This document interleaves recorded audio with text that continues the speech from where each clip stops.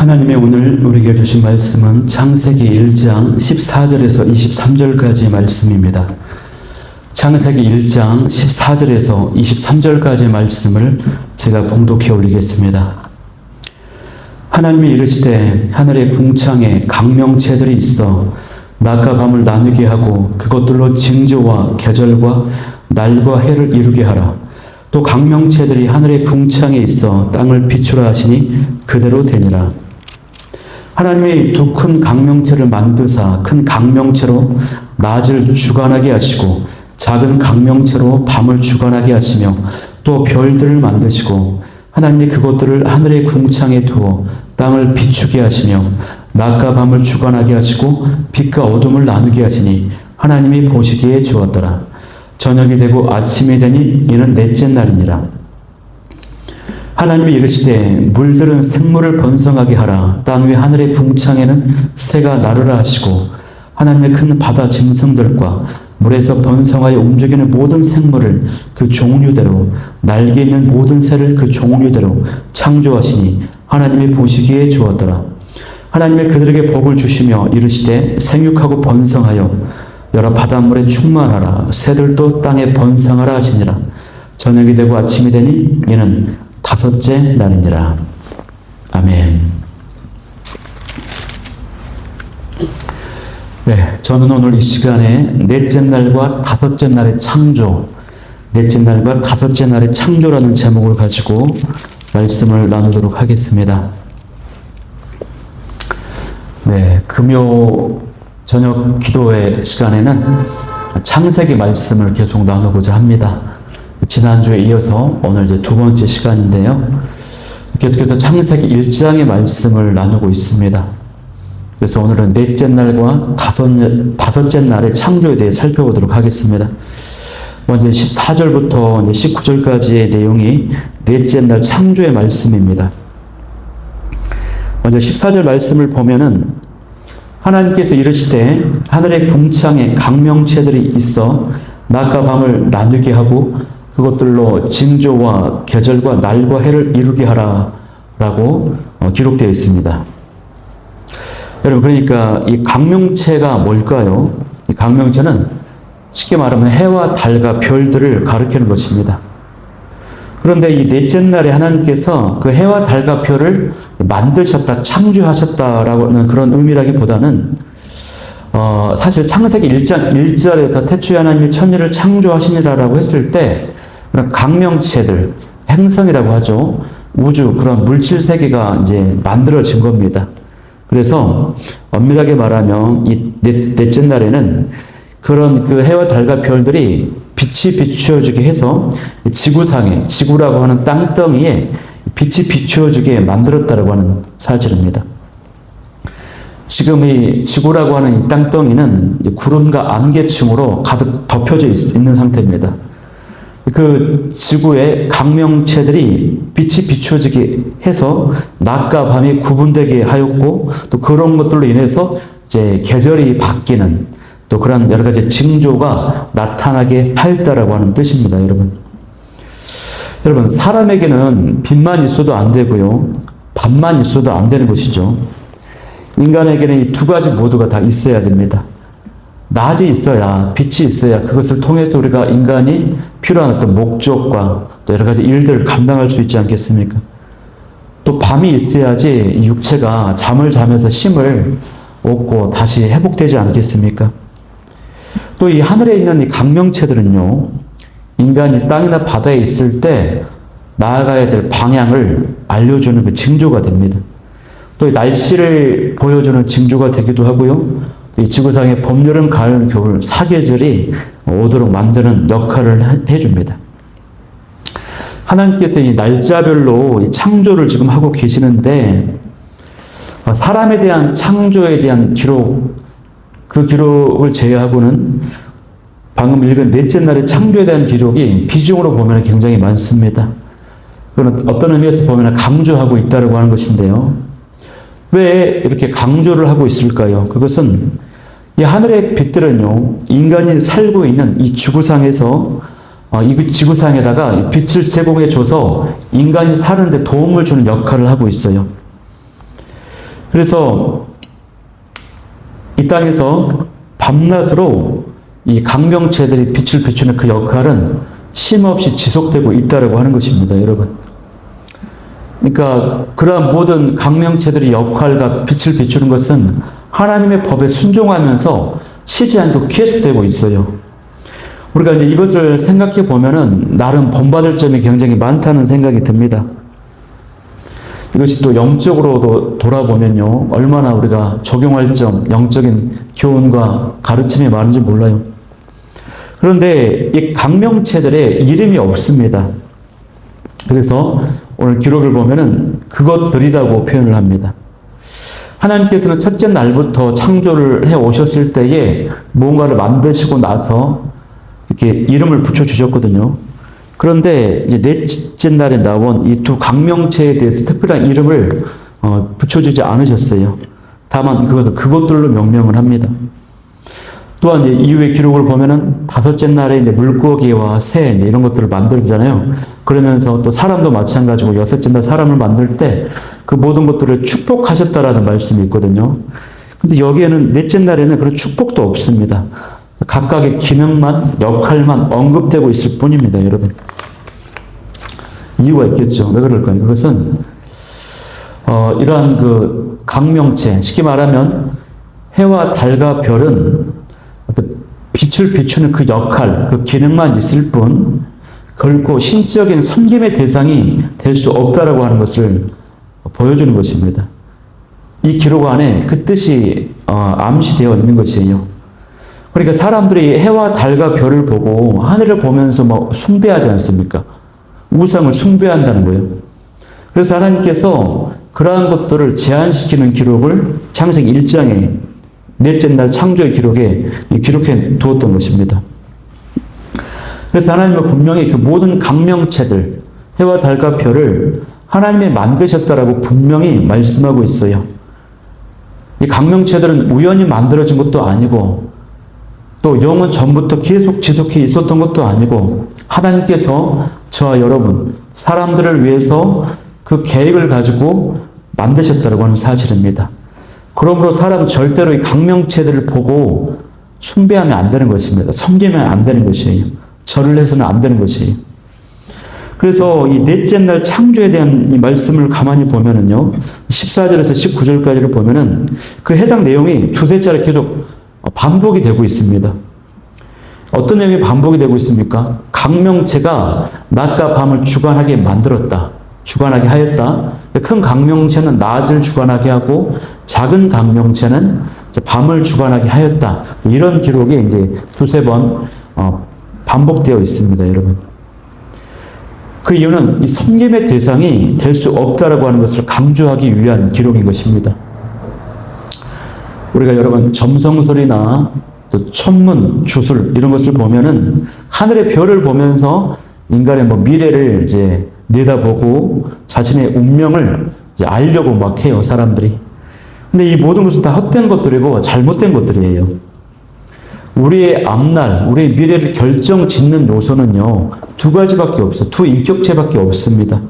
첫째는 창조주 하나님, 두 번째는 자유의지를 지닌 바로 나 자신, 이 두 인격체밖에 없다는 것입니다. 그러므로 우리는 오직 천지 만물을 창조하시고 우리의 삶을 주관하시는 그 하나님만 따라 인도함 받아야 될 줄 믿습니다. 그러면 하나님께서 이 넷째 날의 창조를 어떻게 보셨습니까? 어떻게 평가하십니까? 하나님이 보시기에 좋았더라라고 이제 평가하십니다. 천지 창조의 이제 기록에서 날짜별로 이제 창조가 이루어지는데 하나님께서 어떤 특정 창조를 마치시고 그 끝맺음 마무리는 항상 하나님의 보시기에 주었더라라고 끝맺고 있어요. 이것은 해당 창조가 완성되었다라고 하는 뜻입니다. 이렇게 해서 넷째 날의 강명체들에 대한 창조가 이제 완성되었습니다. 다음으로 살펴볼 창조는요, 이제 다섯째 날의 창조입니다. 그 내용이 이제 20절에서 23절 말씀에 기록되어 있습니다. 그 기록을 보면은 이제 뭐가 창조가 됩니까? 하늘의 새들이 창조가 되고 물고기들, 바닷속의 물고기들이 이제 창조가 되는 것입니다. 이 다섯째 날부터의 창조는요, 다른 날의 창조와 좀 의미가 좀 특별하고 다른 점이 뭐냐면 그것은 이때부터 이제 생물이 창조되었기 때문에 그렇습니다. 생물, 움직이는 생명체. 하나님께서 이 말씀으로 이 수중 생물과 또 공중의 생물을 창조하세요. 그리고 그들에게 복을 주셨다라고 기록되어 있어요. 근데 그 복은 어떤 의미입니까? 어떤 복일까요? 생육하고 번성하는 복, 또 땅에 충만케 되는 복을 하나님께서 주셨다라고 하는 사실이에요. 그래서 이 다섯째 날의 창조, 생물 창조의 이 기록이 다른 날의 창조와 구별되는 점들이 몇 가지가 있습니다. 첫 번째는 이제 이 창조하다라고 썼을 때 이 창조의 단어가 바라라고 그러는데 이거는 이제 무에서 유를 창조하는 창조입니다. 창세기 1장 1절에서 태초에 하나님의 천지를 창조하시니라라고 했을 때 이 히브리어로 바라라고 하는 단어를 썼어요. 그런 창조입니다. 그런데 넷째 날까지는 그 1장 1절을 제외하고 넷째 날까지 창조는 어떤 창조였습니까? 유에서 유의 창조였어요. 하나님께서 이미 태초에 하나님의 천지를 창조하시니라라고 했을 때 그 상태에서 창조를 해 나가셨다고 하는 것이에요. 예를 들면은 빛이 지구에 비추어주게 하는 거, 또 안개와 구름을 이제 하늘로 뒤덮게 해서 이제 그게 궁창이 되게 하는 거, 심지어는 땅에서도 이제 식물을 내게 하는 거, 땅에서 식물이 나오고 나무가 나오고 있는 곳에서 창조를 하셨다고 하는 거예요. 그런데 여기서 이 생물 창조는요, 무에서 유를 창조하시는 거예요. 그래서 이런 의미의 바라라고 하는 뜻을 그 단어를 사용했다고 하는 거예요. 여기에 이제 이 다섯째 날의 창조가 다르다고 하는 거예요. 특별하다고 하는 것이에요, 여러분. 그래서 이 움직이는 생물을 창조하는 이 창조는 일반적인 창조와는 완전히 다른 새로운 무언가를 창조하시는 것입니다. 여러분, 무에서 유를 창조하는 것으로 어떠한 물질이나 재료도 결코 사용하지 않았다고 하는 것이죠. 하나님의 말씀으로만 창조하셨습니다. 그런 맥락에서요, 이 생물이 얼마나 특별하고 또 축복받았습니까? 또 그런 맥락에서 보면 하나님의 형상대로 지음받은 저 여러분, 이 인간은 얼마나 특별한 존재입니까? 얼마나 존귀한 존재입니까, 여러분? 스스로 사랑하고 아끼고 존귀하게 여기는 저 여러분이 될 수 있기를 소망합니다. 그래서 이 다섯째 창조에서 또 살펴볼 점은 뭐냐면요. 21절 말씀에 보듯이 거기에 보는 움직이는 모든 생물이라고 기록되어 있습니다. 움직이는 모든 생물. 즉 살아있는 생명체라고 하는 것이에요. 그러니까 하나님의 창조가요. 점점 발전해 가고 있다라고 하는 것, 성장해 가고 있다라고 하는 것을 보여주는 것입니다. 더 높은 차원으로 나아가고 있는 것이에요. 이처럼 하나님의 창조 사역 그 안에 메시지가 많은데 이 안에도 어떤 메시지가 발견하게 됩니까? 하나님의 창조 사역 안에 성장과 발전이라고 하는 그 메시지가 들어있다는 것입니다. 저와 여러분도 우리 신앙과 믿음도 예수님 안에서 성장하고 자라가야 될 줄 믿습니다. 그렇게 자라갈 수 있도록 더욱더 힘쓰는 저 여러분이 되길 소망해요. 다음으로 살펴볼 이 특별한 점은요, 생물 창조의 특별한 점은 뭐냐면 이 종류대로 창조하셨다고 하는 것입니다. 종류대로. 여러분, 하늘이고 바다고 이 생물들의 종류가 얼마나 많습니까? 백과사전에도 기록되지 않은, 발견되지 못한 생물들이 얼마나 많은지 몰라요. 바닷속 저 깊은 심해에 들어가면, 깊은 속, 바닷속 깊은 심해에 들어가면 아직 어떤 생물이 있는지조차 탐사가 되지 않았다고요. 현재 우리가 가지고 있는 과학기술로는 그 깊은 지하에 바닷속 생물을 탐사할 수 없다고 그럽니다, 여러분. 그야말로 하나님의 솜씨가 얼마나 위대한지 모릅니다. 이 모든 생명체가 각기 종류대로 처음부터 하나님의 말씀으로 창조가 된 것이에요. 한 종류에서 다른 종류로 진화되고 발전된 게 아닙니다, 여러분. 여러분, 비둘기가 아무리 시간이 지나고 아무리 노력을 하고 정성을 다져도 그 비둘기가 독수리로 변화되지 못합니다. 아무리 노력하고 아무리 시간이 지나도 물고기가요, 예를 들면 어떤 꽁치가 참치가 되지 못한다는 것이. 그리고 새는 하늘에서 살도록, 또 물고기는 바다에서 살도록 하나님께서 분명한 경계를 주셨다고 하는 것입니다. 분명한 경계와 질서를 만들어 주셨다고 하는 거예요, 여러분. 하나님께서 창조하지 않으신 생물은 없습니다. 생명을 구성하고 있는 모든 세포, 모든 조직, 모든 어떤 DNA, 이 모든 것을 하나님께서 다 만들어 주셨습니다. 그래서 우리가 이 생명의 신비를 보고 있노라면 그 하나님의 솜씨에 대해서 놀라지 않을 수가 없고요. 정말로 찬양하지 않을 수가 없게 되는 것입니다. 여러분, 만약에 하늘에 공중에 새가 없다면, 또 바다에 어떤 물속에도 물고기 이런 것들이 없다면 얼마나 이 지구가 공허하겠습니까? 또 이제 동물들도 이제 여섯째 날에 만들지만, 그런 물고기들, 또 각종 새들 이런 것들이 없다면 얼마나 공허할까요? 그런데 하나님께서 이런 것들을 만들어 주셨어요. 풍성하게. 그래서 우리는 이렇게 우리의 모든 삶의 조건을 풍성하게 아름답게 만드신 하나님을 찬양해야 될 줄 믿습니다. 우리는 이 창조의 아름다움과 다양성을 보면서요, 하나님의 그 아름다움을 찬양할 수 있어야 될 줄 믿습니다. 하나님께서 이 생명을 만드셨는데, 이 생명을 창조하신 하나님의 생명 되신 하나님을 찬양할 수 있어야 될 줄 믿습니다. 여러분, 생명 되신 하나님은요, 이렇게 생명체들을, 생명을 유지하고 생육 번성하기를 원하셨고, 생육하고 번성할 수 있는 최고의 사항과 조건으로 이 땅을 만드셨다고 하는 것이에요. 얼마나 감사합니까? 그런데 많은 사람들이요, 이 분명한 사실을 왜곡하고 막 바꿉니다, 여러분. 창세기 1장의 이 창조 기록을요, 어떤 분은 막 문학적 표현이다, 상징적인 표현이다, 이렇게 말합니다. 생명은 단세포에서 다세포로 시작이 돼서 진화가 되었다, 이렇게 말하고, 또 심지어 어떤 분들은 하나님께서 이 진화론이라고 하는 그 방법, 그 방식을 사용해서 창조하셨다, 이렇게도 막 얘기하는 사람들이 있어요. 이런저런 아무튼 교묘한 말로 그럴듯하게 막 말합니다. 그러나 여러분, 그 누구도 무에서 유를 만들 수 없습니다.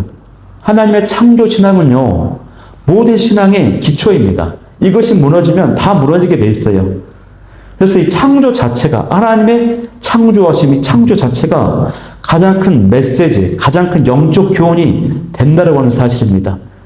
그 창조 신앙 위에서요, 우리가 모든 것들을 세워가야 돼요. 삶의 목적과 의미와 삶의 방법과 원리와 가치와 메시지, 사상, 모든 것들을 그 위에, 윤리요, 도덕이요, 법이요, 모든 것들을 그 창조 신앙 위에 세워야 된다고 하는 사실입니다. 이것이 얼마나 중요한지 몰라요. 그래서 우리는 욥기 12장 7절에서 10절의 그 말씀을 꼭 기억해야 됩니다. 욥기 12장 7절에서 10절의 내용이 뭡니까? 제가 읽어드리겠습니다. 이제 모든 짐승에게 물어보라. 그것들이 내게 가르치리라. 공중의 새에게 물어보라. 그것들이 또한 내게 말하리라. 땅에게 말하라. 내게 가르치리라. 바다의 고기도 내게 설명하리라.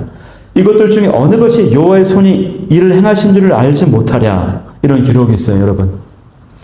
말씀으로 천지를 창조하신 이 사실 앞에 그 어떤 타협이나 흔들림이 있어서는 안 될 줄 믿습니다.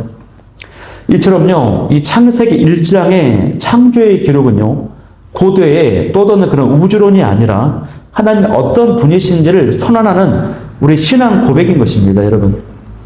하나님께서는 시간을 다스리시고 우주를 채우시고 생명의 복을 주시는 창조주 하나님이세요.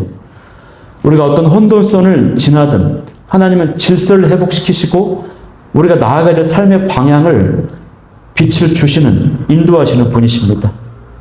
그러므로 하나님이 주신 이 시간 속에서 하나님이 주신 이 생명을 가지고 하나님이 주신 이 자리, 사명의 자리를 잘 지키며 살아갈 때 우리의 삶이 하나님 보시기에 좋았더라, 또 심히 보시기에 좋았더라라고 평가하고 축복하는 은혜가 있을 줄 믿습니다. 여러분, 그런데 어떻습니까? 이렇게 아름답고 풍성하고 축복이 가득하고 하나님의 보시기에 심히 좋았다라고 말씀하시는 이 창조의 세계, 또 오늘날 보면 어때요? 공감이 가시나요? 그렇게 공감이 가지 않을 거예요, 여러분. 왜 그럴까요? 인간의 제약으로 인해서 부패하고 타락하고 현재 오늘날의 이 우주 만물은 저주를 받게 되었기 때문에 그렇습니다. 우리 인간의 제약 때문에 말이죠. 그래서요, 동물을 막 잡아먹습니다. 약육 강식의 시대가 되었습니다. 신라곤의 상태가 되었다고 하는 것입니다, 여러분. 그러나 그럼에도 불구하고 하나님은 생명과 소망의 하나님이 되십니다. 그래서 고통과 죽음이 더 이상 존재하지 않게 하실 날이 올 것입니다. 그때는 동물들이요, 더 이상 서로 잡아먹지 않아요. 고통과 죽음이 없어요. 사람이나 동물이나 다른 생물의 생명을 취하지 않게 될 것입니다. 모든 생명체는요, 평화롭게 공생하며 지내게 될 것입니다. 그날에는 더 이상의 갈등과 다툼도 나타나지 않아요. 그래서 그날에는 땅이 재창조가 됩니다. 새로운 새하늘과 새 땅으로 회복의 역사가 일어나게 되는 것이, 그러면 그렇게 모든 생물이 완전한 상태, 제약과 부패와 고통과 죽음이 없는 완전한 상태가 이루어지는데 그것이 어떻게 가능합니까? 언제 또 이루어지게 될까요? 그것은 여러분, 예수 그리스도로 가능하고 예수 그리스도 때문에 예수 그리스도의 십자가의 죽으심과 부활과 재림으로 말미암아 그때는 이루어지게 된다라고 하는 사실입니다, 여러분. 예수님 때문에요, 인류 전체가 회복될 뿐만 아니라 온 우주 만물이 회복이 된다라고 하는 사실입니다. 총체적 구원의 역사가 이루어진다라고 하는 사실이에요. 그래서 우리 주님께서 하늘의 보좌에 앉으신 우리 예수님께서 말씀하십니다. 보라, 내가 만물을 새롭게 하노라 라고 말씀하고 계세요. 여러분, 우리가 그 말씀을 마음에 새기며 기억하면서 주께서 만물을 회복시킬 날을 소망하며 나아갈 수 있는 저 여러분이 될 수 있기를 소망합니다. 오늘 창세기 창조의 기사 중 넷째 날과 다섯째 날에 대한 기록을 살펴보았습니다. 우리의 말씀을 또 기억하면서 마음에 새기면서 세 가지 기도 제목 가지고 나아가길 원하는데요. 첫 번째 기도하기를 원하는 것은 주님, 창조주 하나님을 온전히 찬양하는 입술이 되게 하여 주옵소서. 두 번째는 창조의 질서를, 창조의 경계를 따라가는 삶이 되게 하여 주옵소서. 세 번째는 예수 그리스도 안에서 만물의 회복을 소망하며 나아가게 하여 주옵소서. 이 기도 제목 가지고 오늘 창조 신앙을 붙들고 나아가도록 하겠습니다.